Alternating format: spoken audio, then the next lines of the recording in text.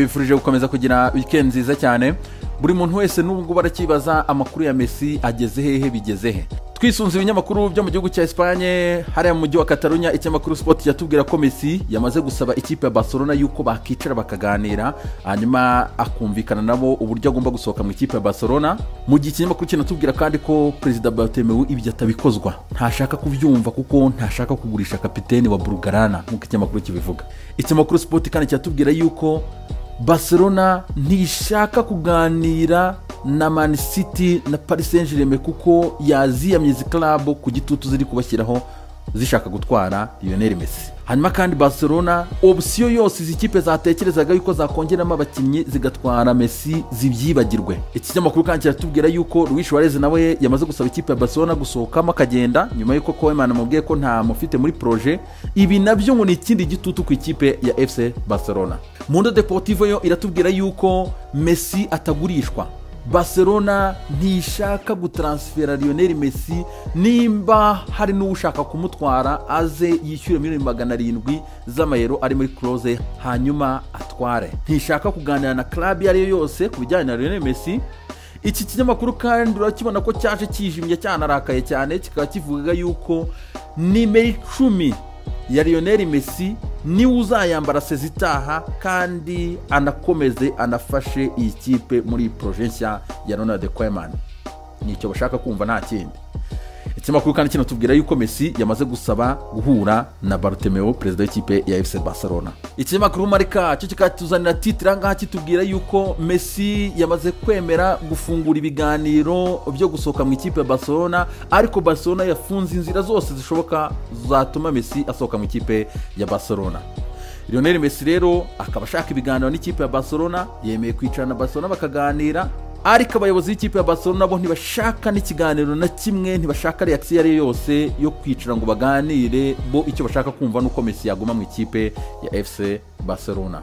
Ikinyamakuru AC nticyumvikana buriya n'ikipe ya Barcelona habe na gatoya, ni ikinyamakuru cya Madrid kikaba kivuga ko Messi afite igiciro kimusohora mu ikipe ya Barcelona. Utanze $100,000 kuzamura ukongeraho n'abakinnyi batatu ngo aba bantu b'Ikatalunya bayafata rwose bagahita bagohereza Messi ukamutwara. Ikinyamakuru ariko kikatubwira yuko Lionel Messi yahinduye strategy, ashaka gusohoka muri club babyumvikanye kuko ntashaka uzamukira umuvumo ngo yivumbuye cyangwa ibindi byose. Ni icyemezo cyamuvuye ku mutima. Iki kinyamakuru kikatubwira yuko Messi ejo ku cyumweru biteganyije ko abandi bakinnyi bazaza kupimwa covid n'ibindi byose hariya ejo rwose ngo bashobora kuba batazamubona kuko yamaze kubabwira ko ashaka gusohoka mu ikipe akigendera. Iyi ni afere yo gukurikirana cyane. Ikinyamakuru AC kandi kikatubwira yuko Atletico Madrid ndetse n'ikipe ya Juve zatangiye gushaka Suarez ishaka kumukura mu ikipe ya Barcelona. Twekeje mu gihugu cy'Ubutaliyani, Tuttosport yari yatubwira ko Juventus ikaba ifite ikibazo gikomeye cyane ko Suarez agiye kwagiza deal bari bagiye kurangiza na Eden Dzeko.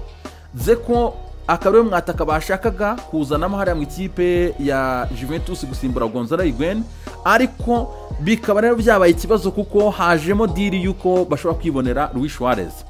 Gusa ariko ikinyamakuru kigasoza inkuru kitubwira yuko uyu munya Bosnia rwose kugeza kuri ngubu ari we favori wo kuba wasinyishwa n'ikipe ya Juventus.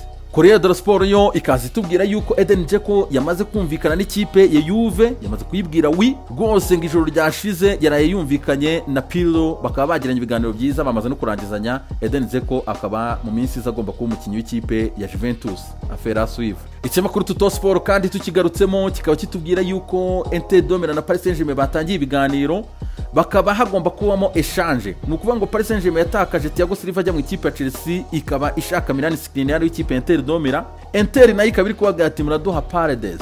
Iyi rero ni affaire yo gukurikirana. Ikinyamakuru kinatubwira kandi ko Kolarov yamaze kumvikana n'ikipe ya Inter de Milan ava muri Roma. La Gazzetta dello Sport rero yo kuri wa gatandatu iratubwira ati boom Milan ikaba rero ikipe ya Milan nyuma yo kwirangizanyirije na Zlatan Ibrahimovic, ubu tuvugana ikaba iri kumvikana n'ikipe ya Madrid ku bijyanye na Brahim Diaz kuba bamuzana. Hanyuma kandi Milan ikaba imaze gukubura Inter de Milan ikura bwose muri gahunda ya Sandro Tonali. Milan rero ikaba iri igiye kwegukana uyu musore ukina hagati mu kibuga w'ikipe ya Brescia Sandro Tonali. La Gazzetta dello Sport kandi iratubwira yuko nyuma y'umwaka rero avuye mu ikipe ya Juventus akaza mu Bwongereza bitagenze neza cyane Moise Kean, akaba rero uyu musore marashakishwa cyane n'umutoza mushyashya cyane ikipe ya Juventus Andrea Pirlo ashaka kumugarura hanyuma kandi akaba Pirlo yavuze ko rwose binashobotse bamuzana, hanyuma hakabamo na echange ya Aaron Ramsey. Iyi ni affaire yo gukurikirana cyane.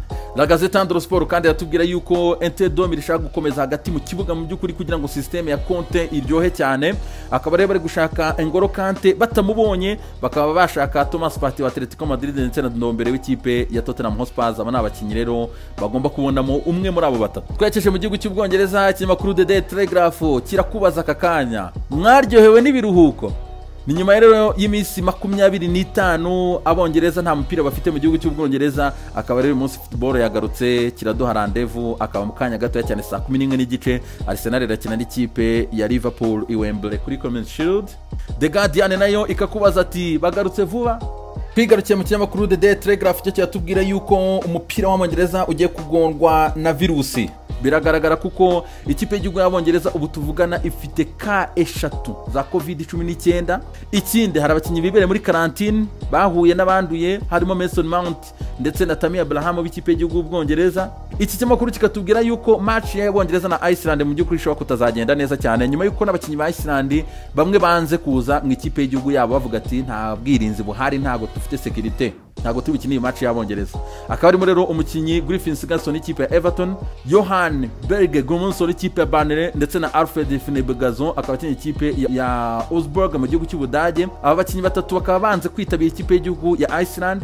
Hanongeraho n'umusore Aaron Gunnarsson w'ikipe ya Al Arabi yo muri Qatar, yanze kumuha uruhushya rwo kujya gukina ikipe y'igihugu ya Iceland kuko nta security babona kuri Covid kabisa mu Bwongereza, ibintu birakomeye.